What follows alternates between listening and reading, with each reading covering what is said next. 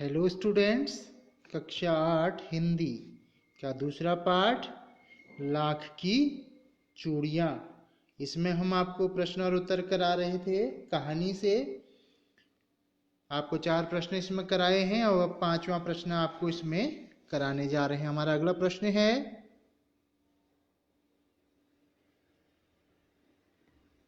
प्रश्न संख्या 5। मशीनी युग से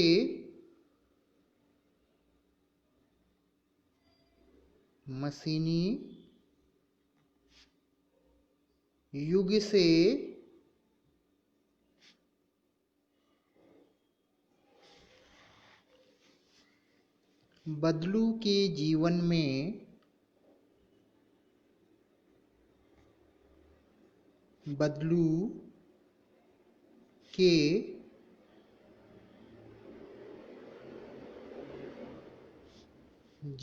में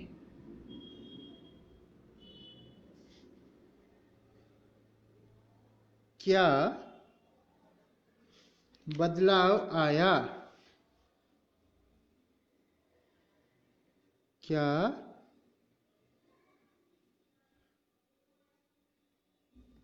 बदलाव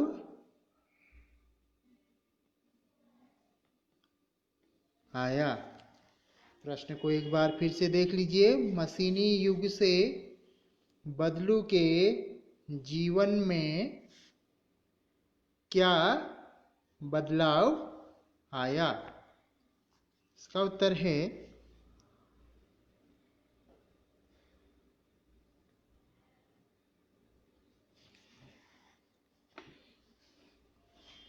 मशीनी युग से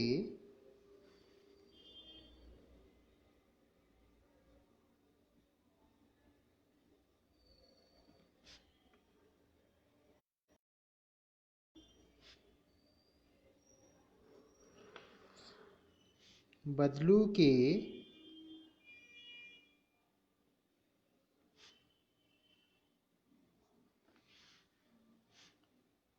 जीवन में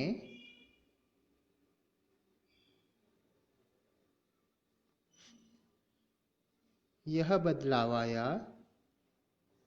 जीवन में यह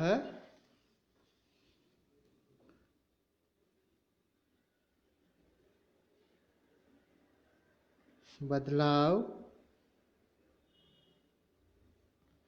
आया कि उसका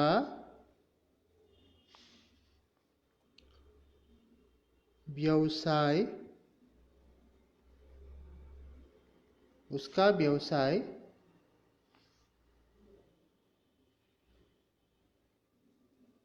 बंद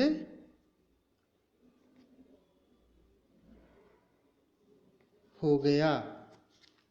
उसका व्यवसाय बंद हो गया। वह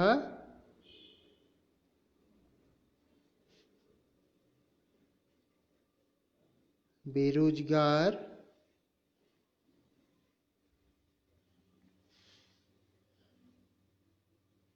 हो गया। वह बेरोजगार हो गया। काम न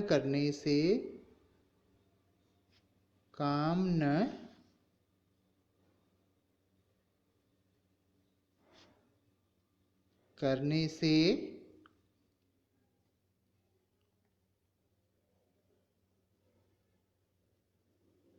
उसका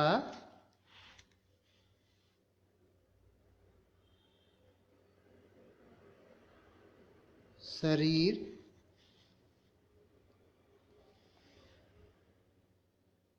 भी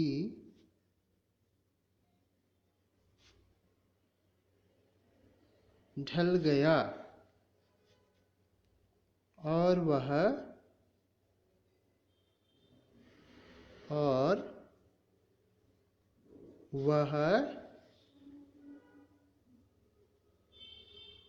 बीमार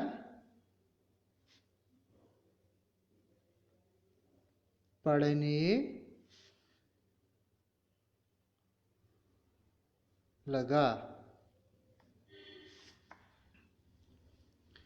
तो यहाँ पे इस प्रश्न का जो उत्तर है, मशीनी युग से बदलू के जीवन में यह बदलाव आया कि उसका व्यवसाय बंद हो गया, वह बेरोजगार हो गया, काम न करने से उसका शरीर भी ढल गया और वह बीमार पड़ने लगा।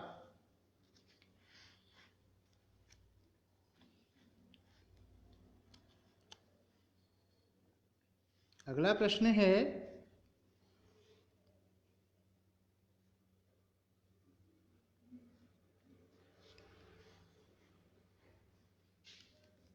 लाख की वस्तुओं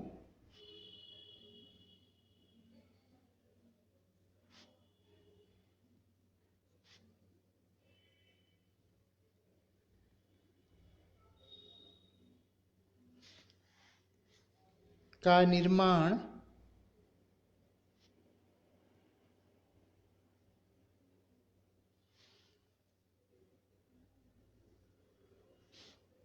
भारत के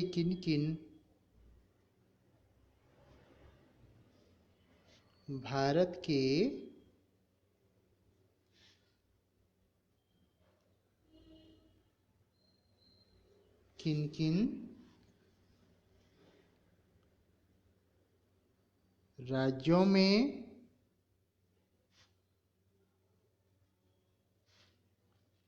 होता है?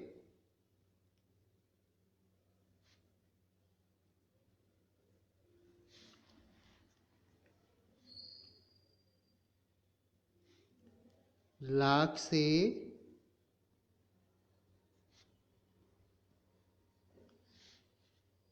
चूड़ियों के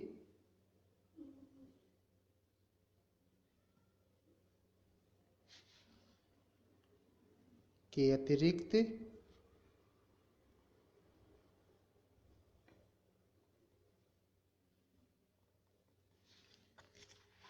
क्या क्या चीजें बनती हैं?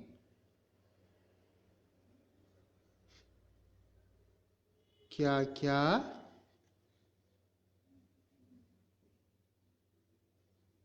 चीजें बनती हैं?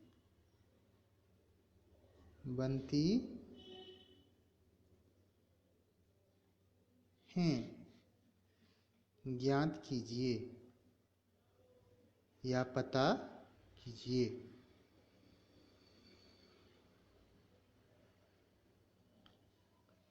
तो एक बार फिर से इस प्रश्न को देखिए। लाख की वस्तुओं का निर्माण भारत के किन किन राज्यों में होता है?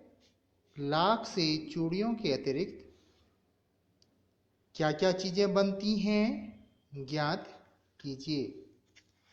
इसका उत्तर है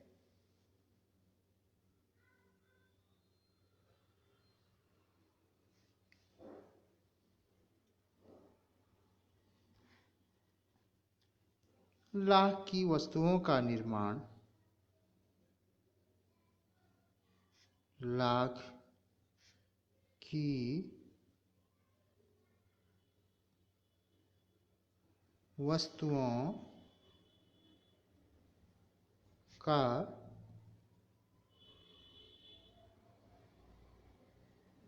निर्माण सर्वाधिक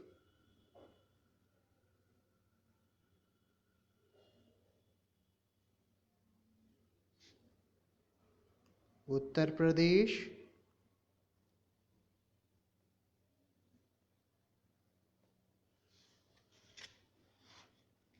में होता है। उत्तर प्रदेश में होता है। लाख से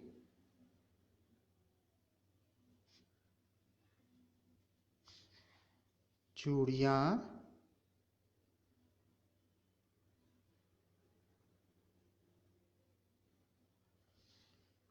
मूर्तियां,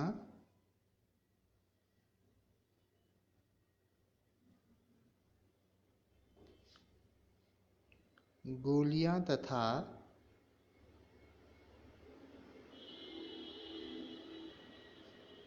गोलियां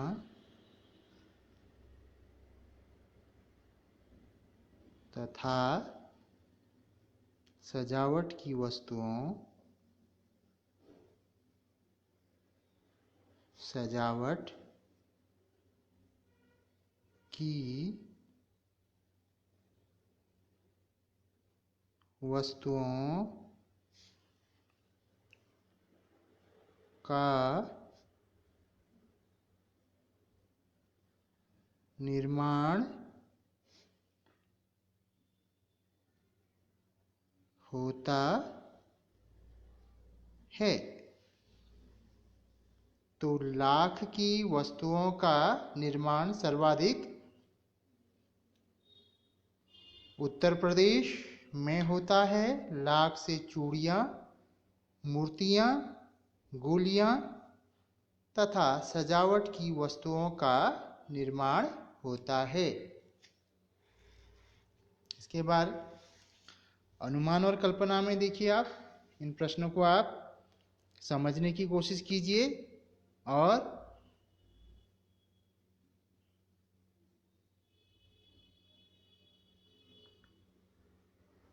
इनको हल करने की कोशिश करेंगे। आप घर में मेहमान के आने पर आप उसका अतिथि सत्कार कैसे करेंगे, ये आपको पता ही है। आपके घर में अगर मेहमान आते हैं तो आप उनका अतिथि सत्कार कैसे करेंगे, उनकी आवभगत कैसे करेंगे, ये आपको पता है।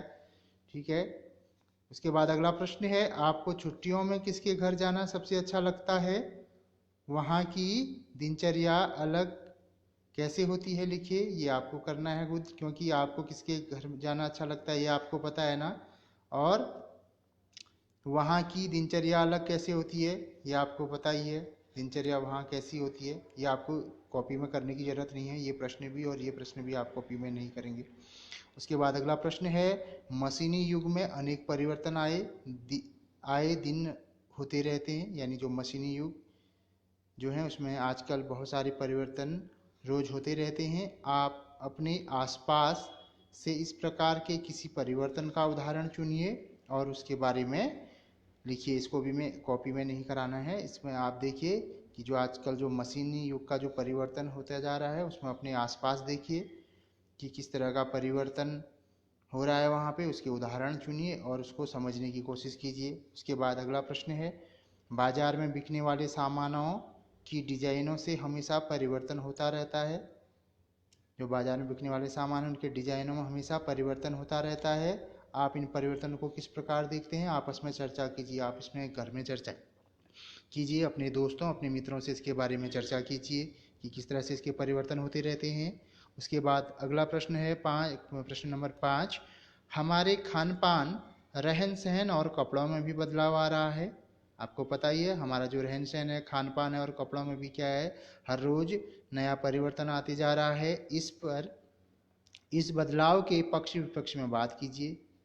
ये जो बदलाव है इसके पक्ष आपस में आप एक समूह बनाइए, अपने दोस्तों से मित्रों से उसका एक समूह बनाइए और उसमें यह बातें कीजिए और बातचीत के आधार पर लेख तैयार कीजिए। उस पर एक लेख तैयार कीजिएगा कि आजकल जो खान पान है, जो रहन सहन है और कपड़ों में किस तरह का बदलाव आ रहा है। इसमें इसके पक्ष में और इसके विपक्ष में भी आप एक समूह में बैठकर बातचीत कर सकते हैं। तो ये प्रश्न आपको कॉपी में कराने की जरूरत नहीं है, यह आप समझिएगा और अपने समूह में अपने दोस्तों से, अपने मित्रों से, अपने सहपाठियों से इसके बारे में बात कीजिए। उसके बाद हम आगे बढ़ते हैं भाषा की बात में। हमारा अगला प्रश्न है भाषा की बात।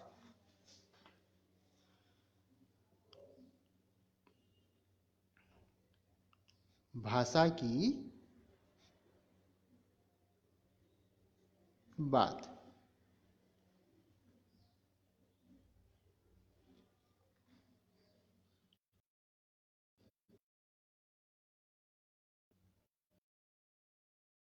हमारा पहला प्रश्न है,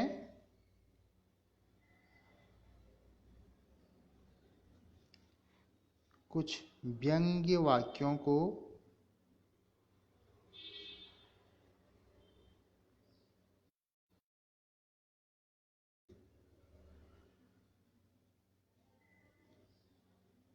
वाक्यों को ध्यानपूर्वक समझकर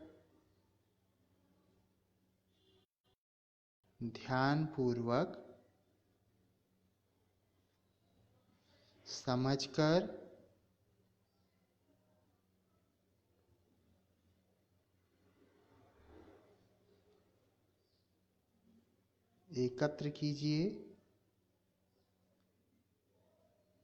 एकत्र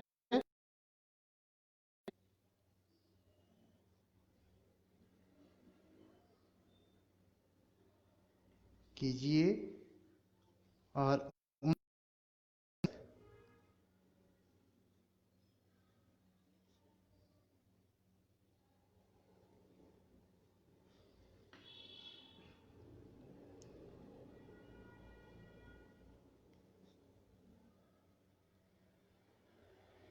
भीतरी अर्थ की व्याख्या करके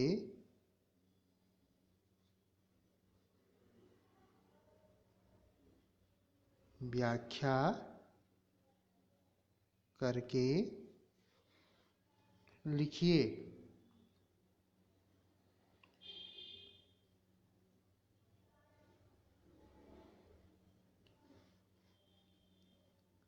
तो इसका उत्तर लिखेंगे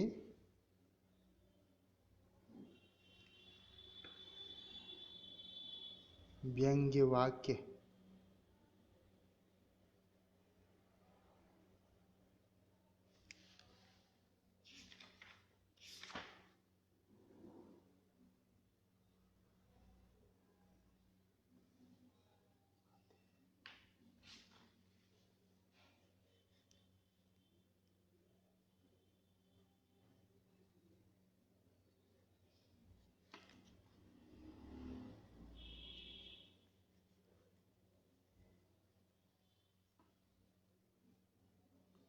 वो क्या है? अब पहले जैसी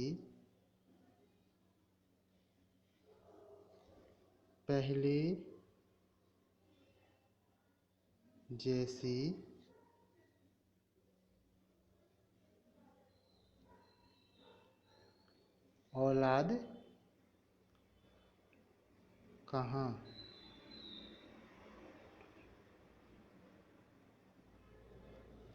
एक व्यंग्य यानी किसी पर तंज कसना। तो यहाँ पे ऐसे ही अब पहले जैसी औलाद कहाँ, यहाँ पे एक व्यंग्य वाक्य है, हम इसकी व्याख्या लिखेंगे।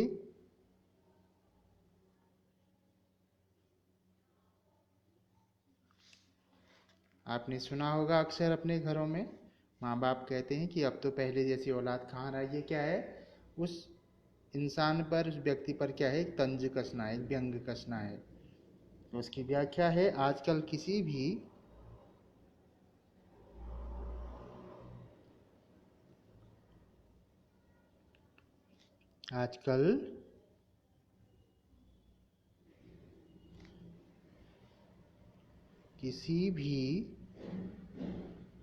बुजुर्ग के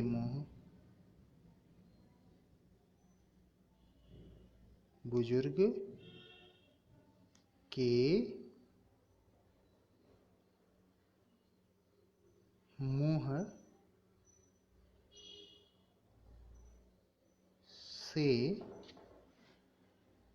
आमतौर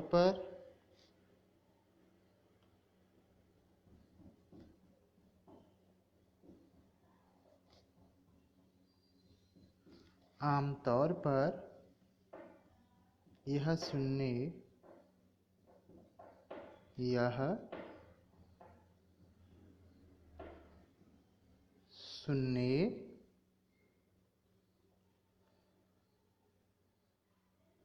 को मिलता है, सुनने को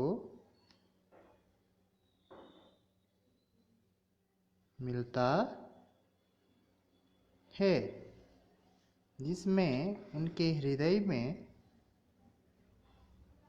जिनमें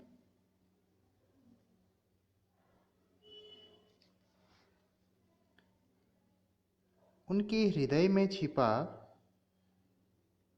उनके हृदय में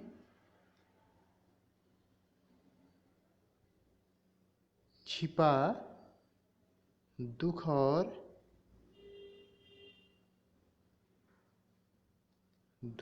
और व्यंग्य।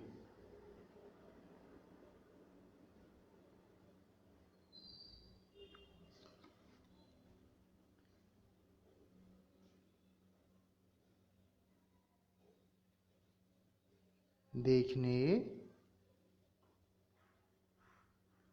को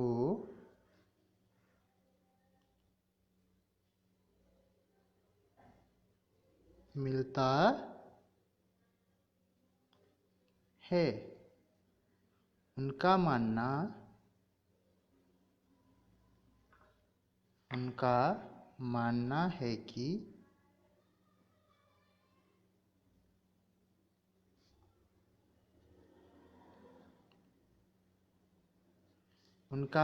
है कि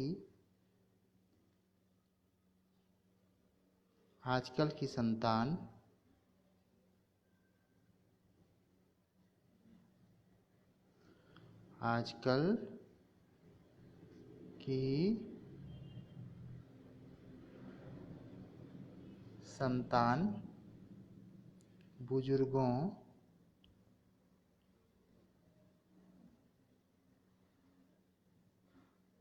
बुजुर्गों को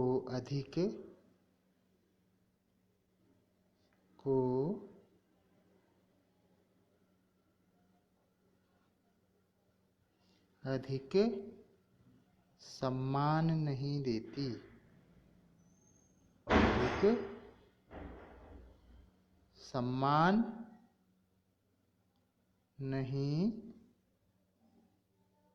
देती। तो यहाँ पे इस प्रश्न के उत्तर को हम फिर से समझेंगे। व्यंग्य वाक्य क्या है? अब पहले जैसी औलाद कहाँ? तो इसकी व्याख्या है, आजकल किसी भी बुजुर्ग के मुंह से आमतौर पर यह सुनने को मिलता है जिनमें उनके हृदय में छिपा दुख और व्यंग्य देखने को मिलता है। उनका मानना है कि आजकल की संतान बुजुर्गों को अधिक सम्मान नहीं देती। तो यहाँ पर ये व्यंग्य वाक्य हो गया। उसके बाद हमारा अगला प्रश्न है,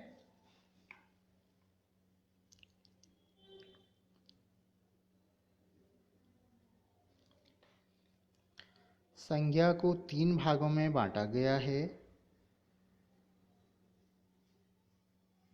संज्ञा को 3 भागों में बांटा गया है।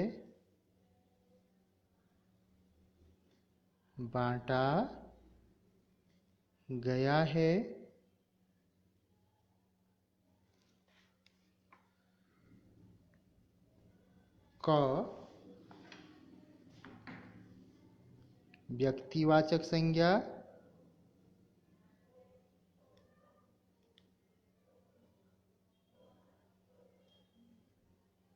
व्यक्तिवाचक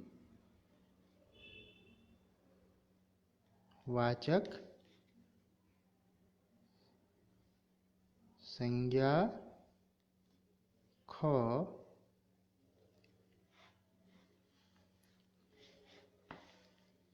जातिवाचक संज्ञा,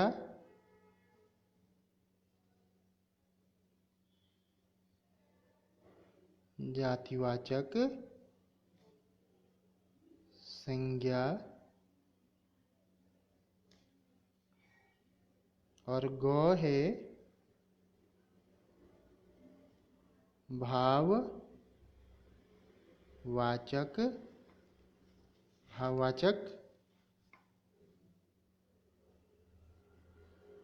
संज्ञा।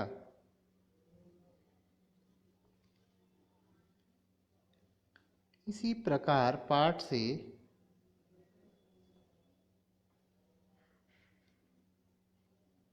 इसी प्रकार पाठ से तीनों प्रकार, पाठ से तीनों प्रकार की संज्ञाएं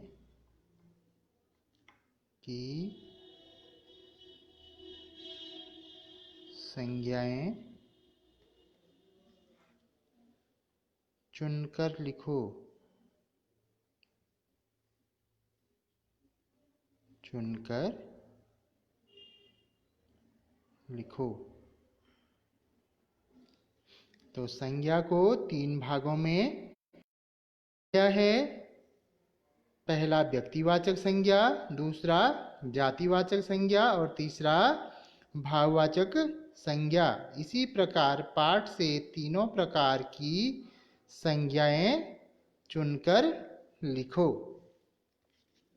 तो इसका उत्तर अब हम आपको लिखा रहे हैं।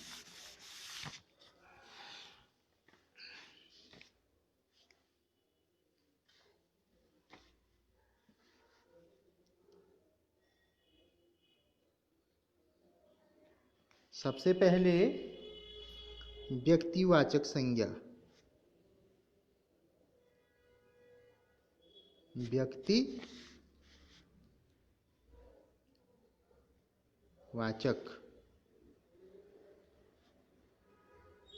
व्यक्तिवाचक संज्ञा, जिसमें किसी व्यक्ति या वस्तु का नाम हो। तो जैसे इसमें क्या आएंगे? बदलू, ठीक है। इसके बाद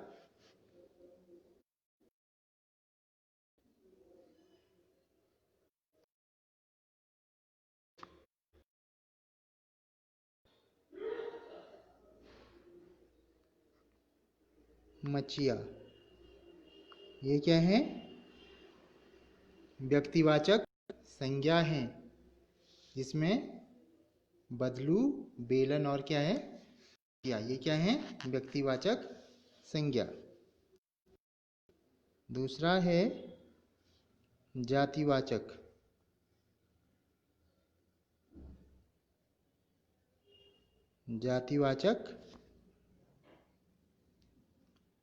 संज्ञा। जातिवाचक संज्ञा में क्या है? आदमी,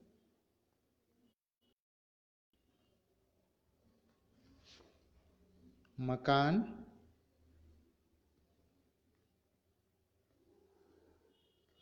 और शहर।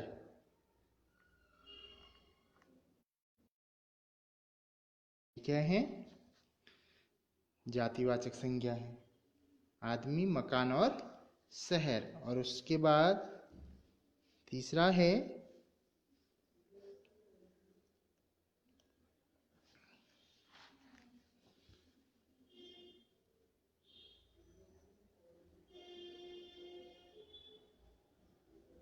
भाववाचक संज्ञा। भाववाचक संज्ञा में क्या है? स्वभाव,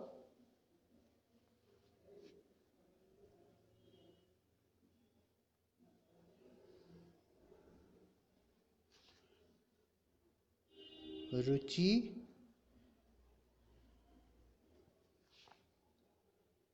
और व्यथा।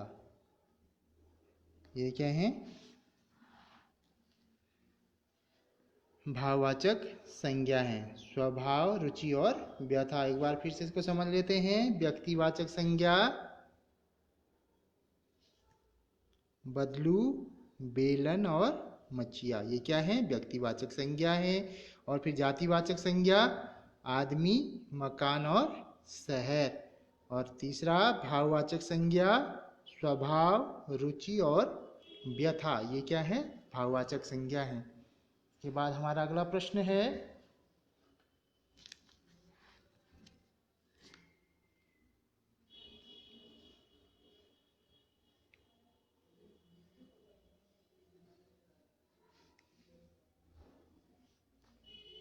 गांव की बोली में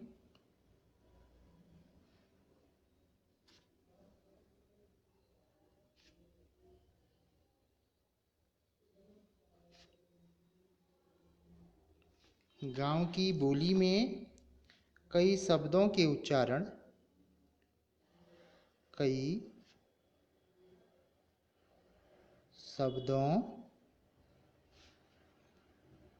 के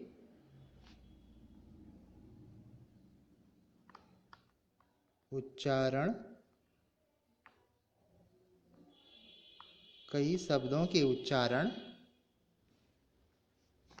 बोले जाते हैं। बोले जाते हैं।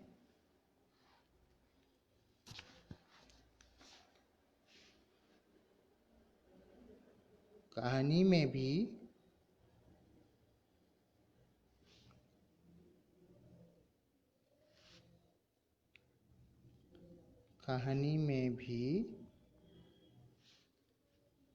इस तरह के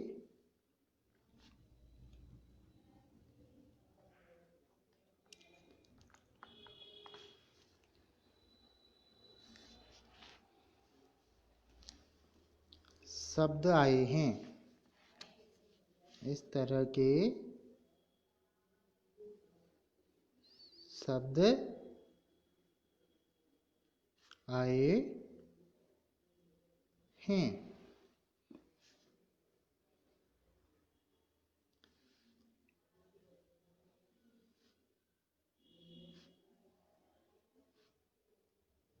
ऐसे ही कुछ शब्दों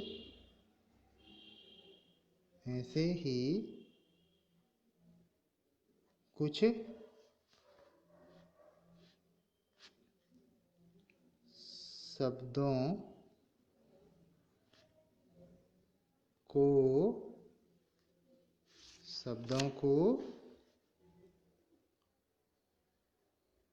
लिखिए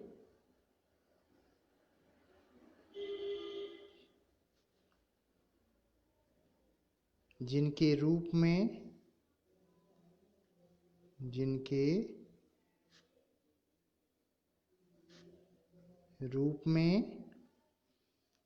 परिवर्तन हुआ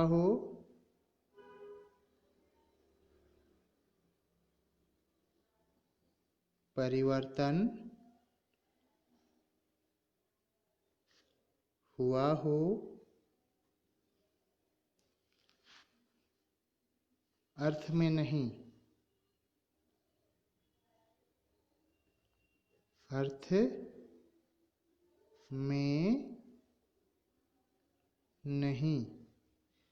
तो प्रश्न को एक बार फिर से देख लीजिए। गांव की बोली में कई शब्दों के उच्चारण बोले जाते हैं। कहानी में भी इस तरह के शब्द आए हैं। ऐसे ही कुछ शब्दों को लिखिए जिनके रूप में परिवर्तन हुआ हो और अर्थ में नहीं। जिनके सिर्फ रूप में परिवर्तन हुआ हो, अर्थ उसका वही हो। तो इसका उत्तर है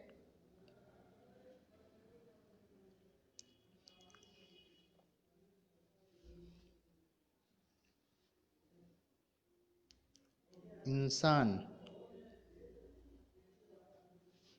इसका अर्थ क्या होता है? मनुष्य। रंज। रंज का अर्थ होता है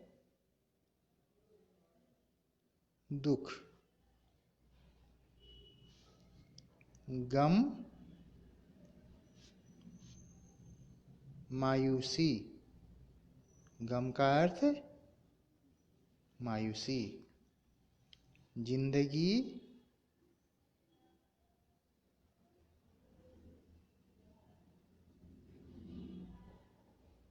यानी जीवन। औलाद।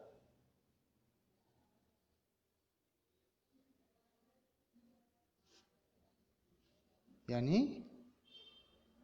संतान।